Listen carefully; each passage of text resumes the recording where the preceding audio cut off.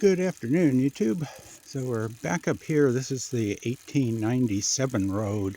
And I came up here, I guess about 2 years ago, in fact. And I was thinking I might try getting past the point I stopped at last time. I think I was pretty close to where it cuts up this creek over here. And then it follows that up a ways. And then it does a switchback and comes out up on top of this ridge here. But the other thing I wanted to see was looking at the USGS map with the hillshade. You can see this road, and right over here, just like 10 yards, 10 meters away from that switchback, this is where the big landslide starts. I mean, it's right here. Because you can see that landslide scar on the hillshade map just plain as day.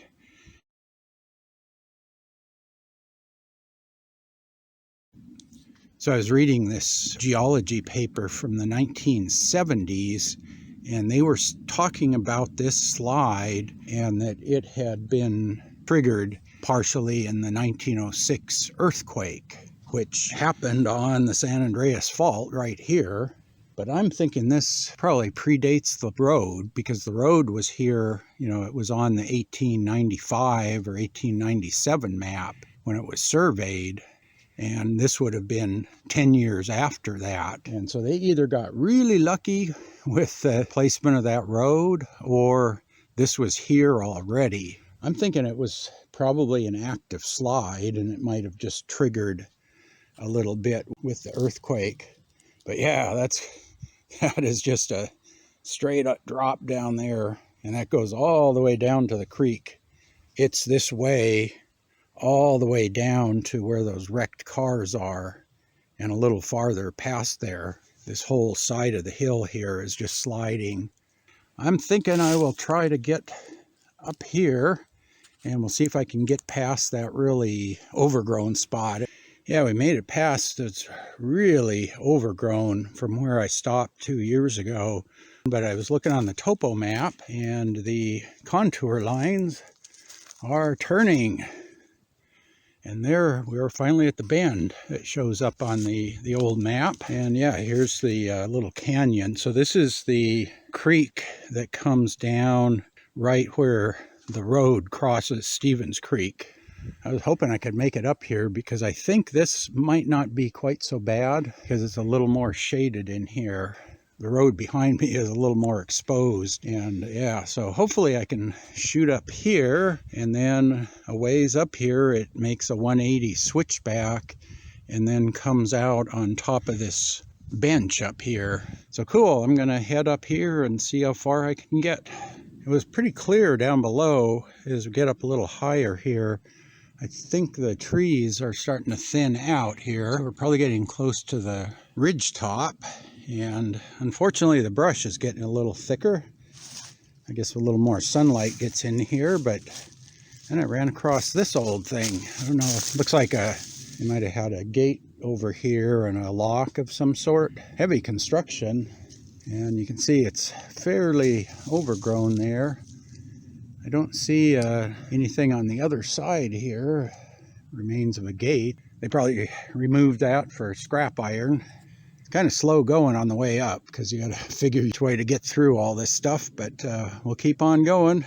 It was really overgrown down here, so what I found was that if you backtracked up the bank, there was sort of a clearing through the brush, and you could get around here.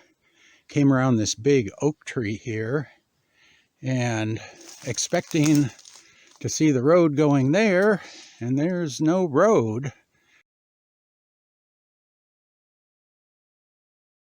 This is basically the top of the little canyon here. There's the ridge right there, and it's a little bit wet here, so there must be a spring. But this is the switchback. You can see how wet it is here. A lot of greenery, and I made it. So now the road goes back down that way out onto that bench. So I guess I'll keep going. I didn't think I'd make it to here. I was thinking I was getting pretty close to this turn, but it was getting denser and denser. Okay, there was a bunch more brush here. I had to go, there's actually almost a little user trail that runs up the side of the hill here and kind of skirts around all that brush. Looks like somebody's been up there before, kind of followed some footprints. And then this is, I think, is the second, let's see, the third. One, two, yeah, this is the third switchback. And I think it goes off this way. But yeah, this seems to be the bench, because when I was going around here, this top area here is all flat. As far as I recall, the cabins are a little bit farther down, or the old dwellings that were up here.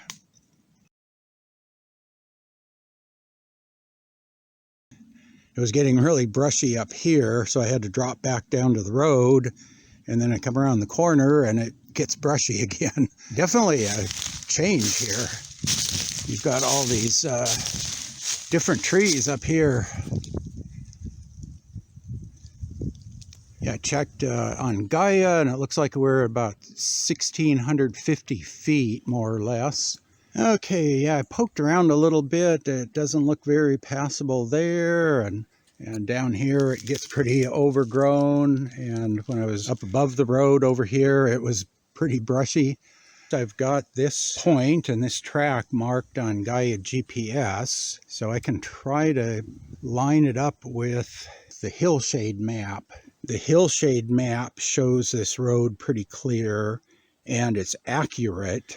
And then it's also on the 1897 map, and that shows where the dwellings or structures are. There's two structures over there someplace. That's the thing, you know, on the topo map and on the hillshade map, it looks like, oh, there's a nice clear road. But when you get up here, that's what you see. And that nice clear road is not passable. Have to do a little more studying on this one, but I did confirm you can get up this far. And it's getting a little bit late. It is 5:30, first day of daylight savings time, so I've got about an hour and a half to get home, and it's going to take me a while to get back down this hill, so I think I will call it quits right here.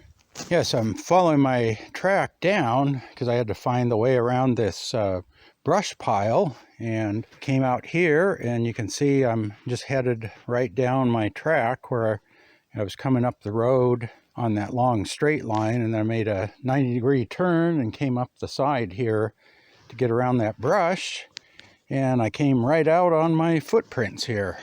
Like I showed you on the map, I just followed my track, and there's the road right down there, and here's my footprints from coming up. Yeah, that's really handy, being able to follow your track on the topo map, because you can just find exactly where to get down, because it was a little bit tricky here. The bank is really steep. So yeah, definitely having that tracking app is nice. And then also having the fanny pack, which I didn't have 2 years ago. That's also nice, because I've drank about half my water, and I might actually stop and have a snack before I get to the bottom here.